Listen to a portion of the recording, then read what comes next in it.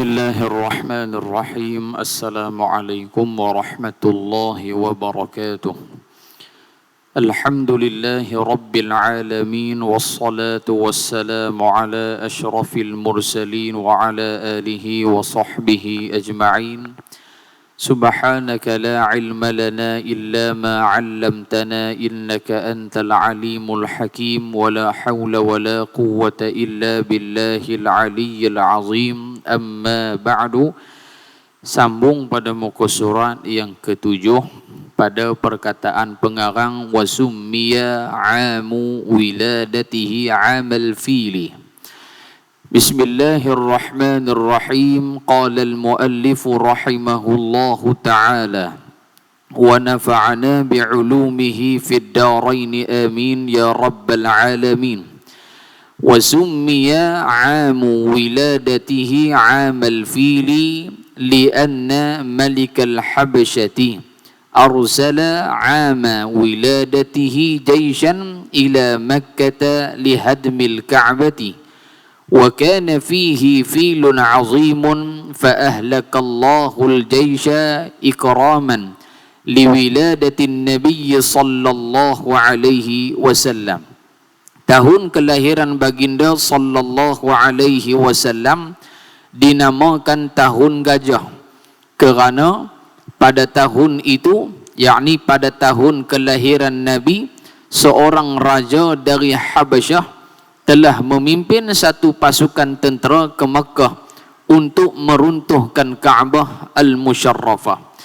Jadi tuan-tuan, pada tahun kelahiran Nabi sallallahu alaihi wasallam dipanggil sebagai Amul Fil, tahun gajah, adalah disebabkan seorang raja daripada Yaman yang bernama Abrahah Al-Ashram, salah seorang daripada raja, dia ni raja Yaman. Dia mai untuk serang Kaabah, untuk menghancurkan Kaabah Al-Musyarrafah. Maka sebab apa dia nak mai serang Kaabah, dia nak hancurkan Kaabah? Kerana pada ketika itu Abrahah mendapati orang tak ramai mai ke tempat dia. Orang tak ramai mai ke tempat dia. Orang daripada luar tak mai ziarah negeri dia. Tapi orang ramai pi ke Makkah Al-Mukarramah. Maka menyebabkan Abrahah dia nak cek tengok sebab apa orang ramai ke Mekah tapi tak mai ke tempat aku. Maka dia hantar seorang perisik mai ke Mekah Al-Mukarramah. Bila mana perisik ni masuk mai ke Mekah, kemudian dia balik semula ke negeri dia di Habasyah. Maka pada ketika itu perisik ini memberitahu kepada Abrahah, wahai Abrahah, sesungguhnya orang ramai ke Makkah Al-Mukarramah kerana di sana adanya satu binaan yang mempunyai kelambu ataupun kiswah. Maka tanya Abrahah, wahai lelaki, apakah bentuk binaan tersebut? Maka lelaki ini menjawab, bentuk binaan itu adalah segi empat seperti mana yang kita tengok pada hari inilah. Dan apakah tudung kelambu dia tu? Kelambu dia tu diperbuat daripada mana? Siapa yang membuat dia? Negara mana yang mengeluarkan kiswah Kaabah? Maka jawab lelaki ini, wahai Habasyah, wahai Abrahah, sesungguhnya kiswah ataupun kelambu Kaabah itu adalah diperbuat daripada tenunan orang-orang Yaman.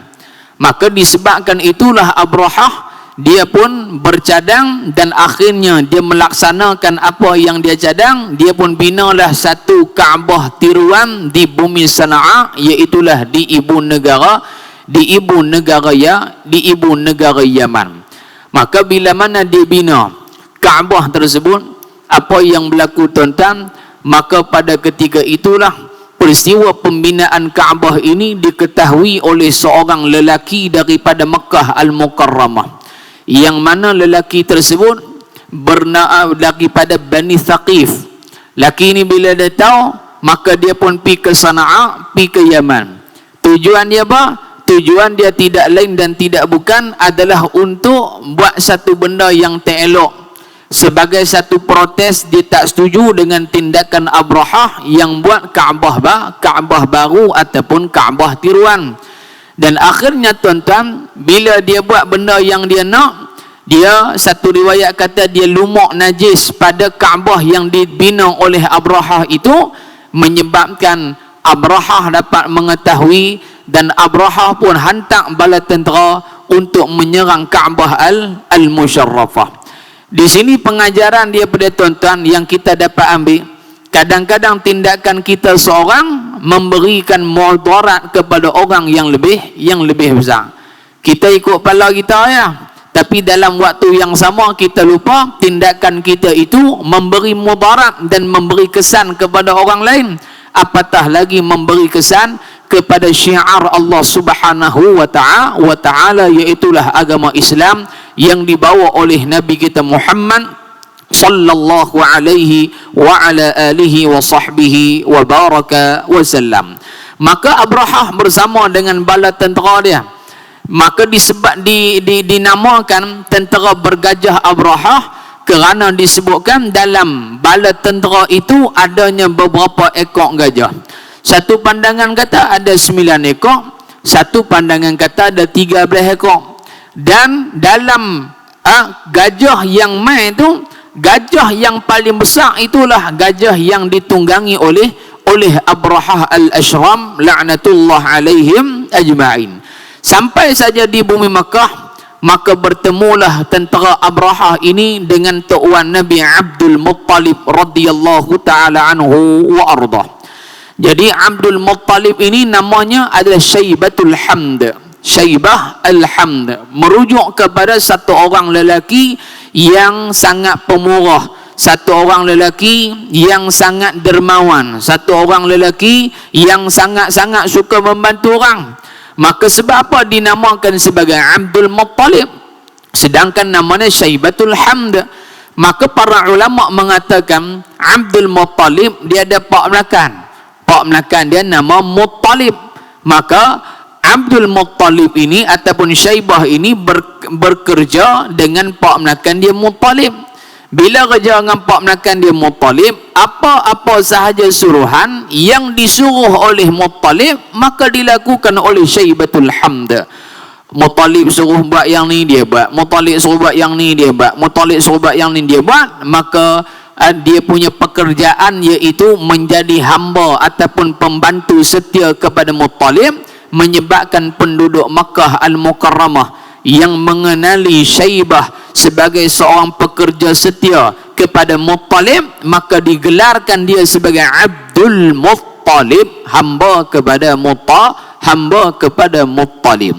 Sampai di Makkah Al-Mukarramah, maka Abdul Muttalib tahan ni tentera Abrahah, dan Abdul Muttalib mengatakan, wahai Abrahah, sesungguhnya kambing-kambing di Makkah Al-Mukarramah ini ada pemiliknya dan akulah pemiliknya, akulah yang mengembala kambing di Makkah. Tetapi kamu kena ingat bahawasanya Kaabah Al-Musyarrafah Allah Subhanahu wa ta'ala yang menjaga dia, Allah Ta'ala yang memelihara dia. Kaabah itu milik Allah Subhanahu wa ta'ala. Maka beringatlah kamu sebelum kamu nak menghancurkan Kaabah, kamu kena ingat Kaabah ini ada tuan dia. Maka Abrahah pada ketika tu dia tak ambil tahu apa dah, maka dia pun langgak masuk saja dengan harapan dia berjaya menghancurkan Kaabah. Akhirnya Allah Subhanahu wa ta'ala menurunkan firman-Nya di dalam surah Al-Fil, a'udzu billahi minasyaitonir rajim, bismillahirrahmanirrahim, alam tara kaifa fa'ala rabbuka bi ashabil fil, alam yaj'al kaidahum fi tadlil, wa arsala alaihim tayran ababil tarmihim bihijaratin min sijil faja'alahum ka'asfim ma'kul. Turun ayat ni, Allah Ta'ala menceritakan hal keadaan bagaimanakah balasan Allah terhadap tentera Abrahah. Alam tara kaifa fa'ala rabbuka bi ashabil fil, alam tara, bukankah kamu telah melihat, kaifa fa'ala rabbuka bi ashabil fil, bagaimanakah Tuhan kamu yakni Allah yang dia telah lakukan kepada tentera bergajah. Maka di antara uslub ataupun gaya bahasa yang Allah gunakan di dalam Al-Quran, iaitulah menggunakan al-istifham, yakni pertanyaan. Sebab apa digunakan pertanyaan? Di antaranya untuk menarik perhatian pembaca mukri, orang yang membaca Al-Quran. Bila mana Allah Ta'ala tanya, mesti benda yang nak disampaikan oleh Allah Ta'ala itu satu perkara yang besar. Misalnya, alam tara kaifa fa'ala rabbuka bi ashabil fil. Misalnya, antaranya lagi amma yatasaalun. Misalnya, hal ataka hadithul ghashiyah, hal ata 'alal insani hinum minad dahri lam yakun syai'an madhkura. Dimulai dengan hal, alam, semua itu adalah pertanyaan daripada Allah. Lalu Allah mulakan alam tara kaifa fa'ala rabbuka bi ashabil fil. Wahai orang beriman, kamu tak tengok ke bagaimana Tuhan kamu Allah telah melakukan apa benda yang dia kehendaki dengan kuasanya terhadap tentera bergajah Abrahah. Alam yaj'al kaidahum fi tadlil wa arsala alaihim tayran ababil. Dalam keadaan raja ataupun tentera Abrahah nak menghancurkan Kaabah, Allah Ta'ala hantar mai burung ababil. Burung ababil ni lebih kurang besar burung Cak Umar ya, burung yang kecil-kecil, kata Dr. Wahbah Az-Zuhaili.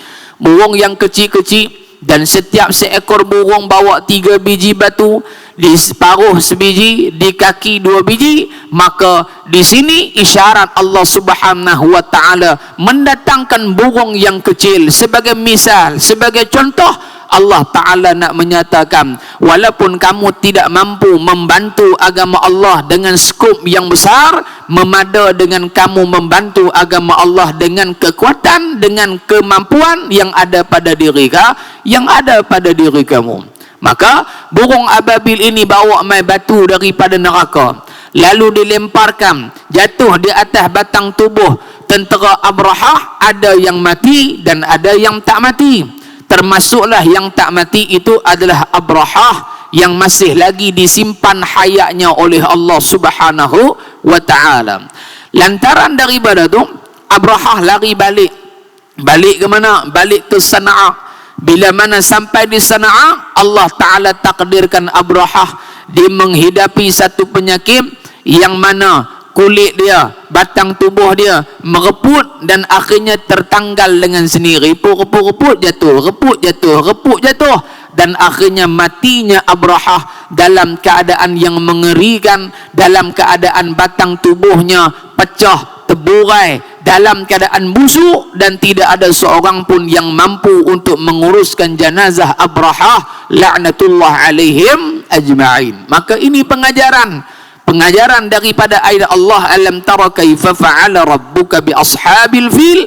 Ayat itu secara khusus diturunkan kepada tentera bergajah Abrahah. Akan tetapi secara umum, surah Al-Fil itu Allah Ta'ala tujukan kepada semua umat Nabi Muhammad sallallahu alaihi wasallam. Barang sesiapa yang cuba menghancurkan agama Allah, yang cuba menghina agama Allah, yang cuba meruntuhkan Kaabah Allah Subhanahu wa Ta'ala, maka orang itu juga akan mendapat balasan yang buruk daripada Allah, seperti mana yang berlaku kepada Abrahah al-Ashram dan juga bala tentera Abrahah la'natullah alaihim ajma'in. Jadi peristiwa serangan Abrahah kepada Mekah ini berlaku 50 hari sebelum kelahiran Nabi sallallahu alaihi wasallam. Maknanya Nabi lahir, bila Nabi lahir 50 hari sebelum tu, inilah berlaku kisah serangan Abrahah terhadap bumi Makkah Al-Mukarramah. Dalam tentera itu, tentera mana? Tentera Abrahah tu lah, terdapat seekor gajah yang besar, gajah yang besar. Lalu Allah Subhanahu wa Ta'ala membinasakan tentera itu sebagai kemuliaan kepada kelahiran Nabi kita Muhammad sallallahu alaihi wasallam. وأرضعته بعد أمه ثويبة الأسلمية خادمة عمه أبي لهب ثم حليمة السعدية إلى أن بلغ عمره 4 سنوات. Thuwaibah al-Aslamiyah radhiyallahu ta'ala anha wa ardaha, yang merupakan hamba kepada Abu Lahab. Jadi Thuwaibah ini tuan-tuan, kita nak kena tengok Thuwaibah ni adalah hamba kepada Abu Lahab. Baik, dia Islam ke dia tak Islam? Dia Islam ke dia tak Islam? Maka di sini khilaf ulama. Tidak ada ulama yang tidak ada riwayat ulama yang mengatakan tentang keislaman Thuwaibah, melainkan seorang sahaja, Ibnu Mandah. Ibnu Mandah saja yang kata, riwayat dia mengatakan Thuwaibah ini beriman kepada Allah Subhanahu wa ta'ala. Selain daripada Ibnu Mandah, tidak ada ulama yang mengatakan, yang menyatakan tentang Islamnya Thuwaibah al-Aslamiyah. Okey, satu. Yang kedua, Thuwaibah al-Aslamiyah ini ketika mana lahirnya Nabi SAW, maka dialah yang khabarkan kepada Abu Lahab, iaitu bapa saudara Nabi SAW. Pak saudara Nabi Abu Lahab sebapa dan lain-lain ibu. Ni Abu Lahab dengan Abdullah ayah Nabi, 2 beradik, 1 pak lain mak. Bagitahu kepada Abu Lahab, wahai Abu Lahab, bahawasanya saudara lelaki kandung kamu Abdullah, isterinya Aminah melahirkan seorang bayi lelaki. Disebabkan seronoknya Abu Lahab dengan kelahiran Nabi SAW, maka Abu Lahab buat kenuri besar-besaran pada hari tersebut. Buat kenuri, sembelih binatang, jamu orang makan dan sebagainya. Dalam waktu yang sama, Abu Lahab memerdekakan Thuwaibah al-Aslamiyah radhiyallahu ta'ala anha wa ardaha. Walau bagaimanapun dia seronok dengan kelahiran Nabi, dia memerdekakan Thuwaibah al-Aslamiyah, tetapi bila mana Nabi mengajak dia kepada Islam, Nabi mengajak dia beriman kepada Allah, Abu Lahab tidak mahu menerima dakwah Nabi. Bahkan matinya beliau dalam keadaan dilaknat oleh Allah Subhanahu wa ta'ala. Allah Ta'ala nyatakan, ya ayyuhal muddathir qum fa'anzir wa rabbuka fakabbir wa thiyabaka fatahhir war rujza fahjur.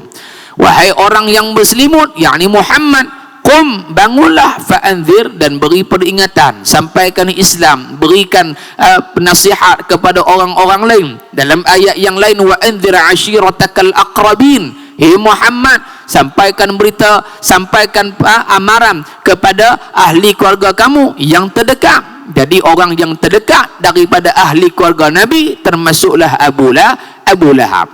Bila Nabi ajak Islam, kata Abu Lahab kepada Nabi SAW, tabballaka ya Muhammad, celaka hang wahai Muhammad, hang panggil kami ramai-ramai duk berimpun di Mekah ni, hang nak ajak kami beriman dengan Tuhan hang, patu hang suruh kami tinggal ajaran dan sembahan datuk nenek moyang kami. Memang hang celaka wahai Muhammad. Disebabkan ucapan dia dan disebabkan tangan Abu Lahab yang digunakan menyakiti Rasulullah, maka Allah Ta'ala menurunkan surah Al-Masad ataupun surah Al-Lahab, tabbat yada abi lahabin wa tabb. Surah Al-Masad, surah Al-Lahab ini Allah Ta'ala mencela, melaknat, menghina Abu Lahab. Bila tuan-tuan turun surah ni, surah Al-Masad ini turun 10 tahun sebelum matinya Abu Lahab. 10 tahun sebelum dia mati, Allah Ta'ala buat turun siap dah. Allah nak abang kata apa? Wahai Abu Lahab, hang kemah tara manamun, sayasla naran dzata lahab, tempat hang akan kami bagi nanti duduk dalam neraka Allah Subhanahu wa ta'ala. Baik, soalan tang ni, antara Abu Lahab dengan Abu Talib, adakah kedua-duanya ini ditempatkan di dalam neraka Allah Subhanahu wa ta'ala? Soalan tu, adakah kedua-duanya ini dimasukkan ke dalam neraka Allah? Maka jumhur ulama mengatakan ya, kedua-duanya adalah mati dalam keadaan tidak beriman kepada Allah. Permasalahan Abu Talib mati dalam keadaan beriman atau tak beriman, jumhur mengatakan mati tidak beriman berdasarkan hadis yang sahih daripada Nabi sallallahu alaihi wasallam ketika mana baginda sallallahu alaihi wasallam menziarahi Abu Talib ketika mana dia nak mati. Nabi suruh, Nabi kata kepada, ya ammi qul la ilaha illallah, wahai bapa saudaraku sebutlah la ilaha illallah. Beberapa kali diulang dan akhirnya Abu Talib mati dalam keadaan tidak menyebut la ilaha illallah.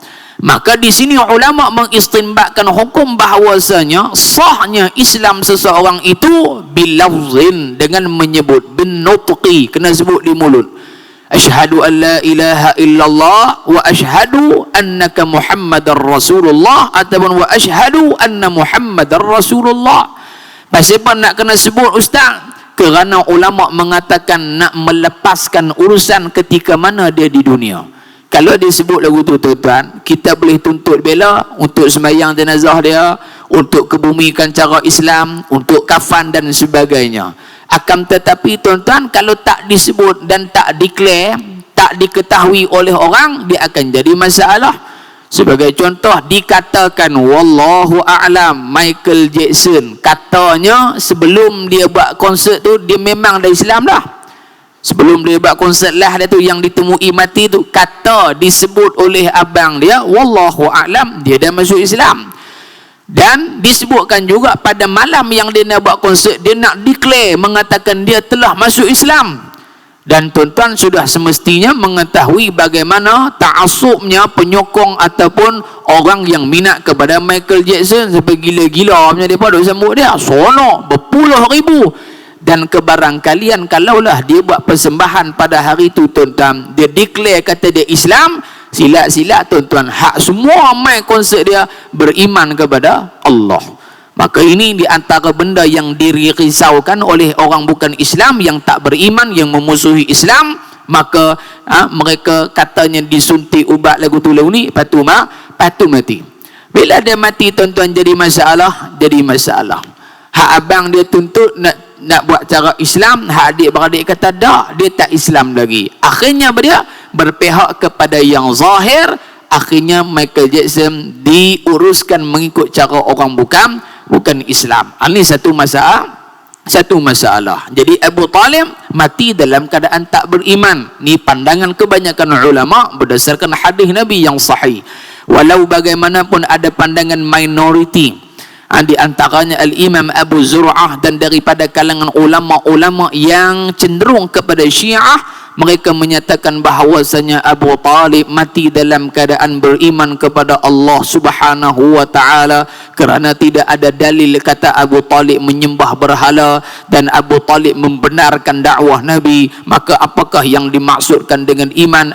Maksud dengan iman itu at-tasdiqu bil qalbi, dia membenarkan dengan hati dakwah Muhammad. Maka Abu Talib mati dalam keadaan beriman kepada Allah. Ini satu pandangan yang lain. Ala kulli hal, masalah Abu Talib ni tuan-tuan, kita bicara atas dasar ilmiah, atas dasar ilmu. Adapun urusan dia yang hakikat kembali kepada Allah Subhanahu wa ta'ala. Baik, antara Abu Talib dan Abu Lahab, yang mana yang lebih teruk diazab oleh Allah Subhanahu wa ta'ala?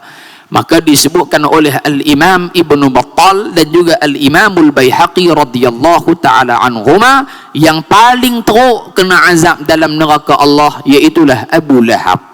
Pasal apa Abu Lahab? Bukan takat dia tak beriman dengan Nabi, bahkan dialah orang yang paling kuat menentang Nabi sallallahu alaihi wasallam. Maka dia memang kena teruk. Akan tetapi tuan-tuan, Abu Lahab ini mendapat takhfiful azab, mendapat keringanan azab daripada Allah pada setiap hari Isnin, berdasarkan hadis yang disebutkan oleh Al-Imamul Bukhari dan juga Imam Muslim daripada Al-Abbas radhiyallahu anhuma. Al-Abbas pada satu malam dia tidur. Selepas 1 tahun Abu Lahab mati, satu malam dia tidur. Al-Abbas, pak menakan Nabi SAW, dia tengok dalam mimpi dia. Dia nampak Abu Lahab. Lalu dia tanya kepada Abu Lahab, wahai Abu Lahab, wahai saudaraku, apa yang hang dapat sekarang ini? Kata Abu Lahab, aku tidak ada hari melainkan semuanya hari aku diazab oleh Allah Subhanahu wa taala, melainkan pada hari Isnin. Melainkan pada hari Isnin. Pasal apa hari Isnin? Kerana kata Abu Lahab dalam mimpi tersebut adalah kerana pada hari Isnin aku membebaskan Thuwaibah al-Aslamiyah kerana seronok gembira dengan kelahiran Muhammad sallallahu alaihi wasallam, maka hari Isnin aku dikurangkan azab. Azab apa yang dikurangkan? Hari Isnin aku diberi minum mayak sikit. Minum mayak hak bagaimana? Dia tunjuk apa dia? As-sababah wal asabi'. As-sababah wal asabi'. Apa dia maksud dia? Dia kata aku boleh minum ayak lebih kurang macam ni. Dia buat itu dalam mimpi dia. Maksudnya ayak yang keluar tu macam tu ibarat dia. Maknanya sikit sangat. Ahli neraka boleh minum sikit pun memada dah bagi dia. Ringan sangat dah. Kerana Allah Ta'ala menyatakan di dalam Al-Quran, dalam surah Al-Ghashiyah, kan? Allah Ta'ala menyatakan dalam surah Al-Ghashiyah, orang yang duduk dalam neraka Allah Subhanahu wa Ta'ala la yusminu wa la yughni min ju'. Orang hak duduk dalam neraka, mau makan ke, mau minum ke, bukan menghilangkan dahaga, bukan menghilangkan lapar, lagi makan, lagi dahaga, lagi makan, lagi lapar. Tetapi Abu Lahab diberikan keringanan oleh Allah pada hari Isnin kerana memerdekakan Nabi kita, memerdekakan Thuwaibah atas seronoknya kelahiran Nabi kita Muhammad sallallahu alaihi wa ala alihi wa sahbihi wa baraka wasallam. Itu yang kafir. Bagaimana tuan-tuan, puan-puan, ibu-ibu, ayah-ayah yang tiap-tiap tahun menyambut Maulidur Rasul, takkan kita tak mendapat sedikit daripada rahman Allah atas kasih dan sayang kita kepada baginda Nabi Muhammad sallallahu alaihi wasallam. Baik tuan-tuan, sikit tapabih ni ya. Tak sat dia lambat. Kalut tak kira lah. Orang duk berhenti pada Ramadan, duk tengok ayam golek, dia bawa telur. Hak kita duk kata, awak hampa ni lembab ni, orang duk kalut dah ni. Hak abang lah duk tipu dah, duk tang mana dah nak ndak, duk tang mana dah nak ndak. Kau tidak Ustaz Rosman Nizam dah bagi dia tak apa. Allah, Tok Guru duk tandri tuan-tuan. Nah, pas ni ada Ustaz Rosman Nizam, kita tolak terus ya. Nah. Jadi kita ni ibarat tayamum ya tuan-tuan. Saya ni tayamum. Ustaz Rosman Nizam ya mayang. Jadi kaedah fikah kata ya mayang ada, lepas tu tayamum kira terbatal lah cerita dia. Lebih kurang itulah. Kemudian dia kata bagi khadimatu ammihi Abi Lahab, iaitulah hamba kepada Abu Lahab yang menyusukan baginda sallallahu alaihi wa ala alihi wa sahbihi wa baraka wasallam. Baik, mak Nabi menyusu Nabi lama mana? 3 pandangan. Pandangan pertama kata 3 hari, pandangan kata 7 hari, pandangan ketiga kata 9 hari. Tak lebih pada 10 hari. Mak Nabi menyusukan Nabi tak lebih daripada 10 hari. Baik. Jadi hak pertama tadi nu siapa? Thuwaibah, ibu susuan Nabi. Jadi ayah-ayah yang hadir hari ni tak boleh tulis atas kertas ke, tulis kod impun kod mana tu apa. Thuwaibah ni pernah menyusukan bapa saudara Nabi, iaitu Hamzah bin Abdul Muttalib. Yang kedua pernah menyusukan Abu Salamah, yakni Abdullah bin Abdul Asad Al-Makhzumi. Abdullah bin Abdul Asad Al-Makhzumi radhiyallahu anhu. Yang ketiga iaitulah Masruh. Masruh ni siapa? Anak perempuan Thuwaibah Al-Aslamiyah radhiyallahu ta'ala, Thuwaibah radhiyallahu ta'ala anha wa ardaha. Habis itu. Thumma Halimatus Sa'diyah. Kemudian Halimah As-Sa'diyah.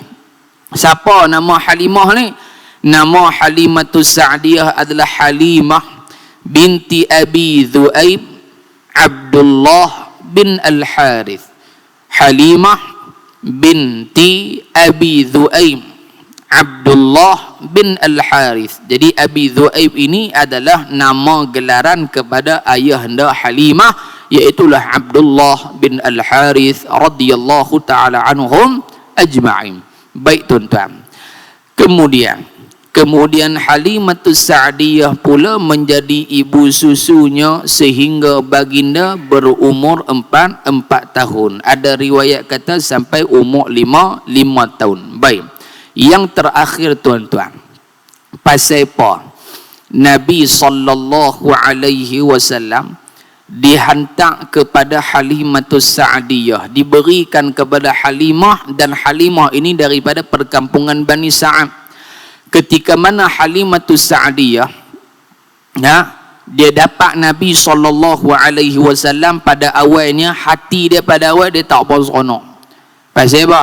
Pasal Nabi Muhammad anak yatim. Jadi bila anak yatim, upah pun bayar sikit lah. Pasal mak ya ada, pak tak ada. Pada awalnya begitu. Akan tetapi tuan-tuan, dalam waktu yang sama Halimatus Sa'diyah dia ada satu masalah. Masalahnya susu badan dia tak banyak. Susu badan tak banyak. Sehingga kan anak dia Masruh tu kalau minum susu dia mesti merengek. Minum merengek. Pasal buah dada dia susu tak banyak. Bila mana dia terima Nabi SAW, maka Halimatus Sa'diyah merasai keberkatan secara terus menerus daripada Allah. Bila mana diangkat saja, dipegang saja Nabi, Halimah mendapati puting susu dia penuh dengan susu. Balik kanan ada, balik kiri ada. Hak sebelum ni tak ada. Anak Ishak kepek, ni bila Nabi duduk di dukung dia, buah dada dia penuh tu. Lagi orang duduk di bazar, dia berkata, "Pa ni cerita bab buah dada ni," dia kata ni. Dengar ke habis. Kan? Tapi panggil Ustaz mana nak cerita bab buah dada lah tentang ni. Nah, jadi diletak gitu. Baik. Bila mana tak gitu, diletakkan.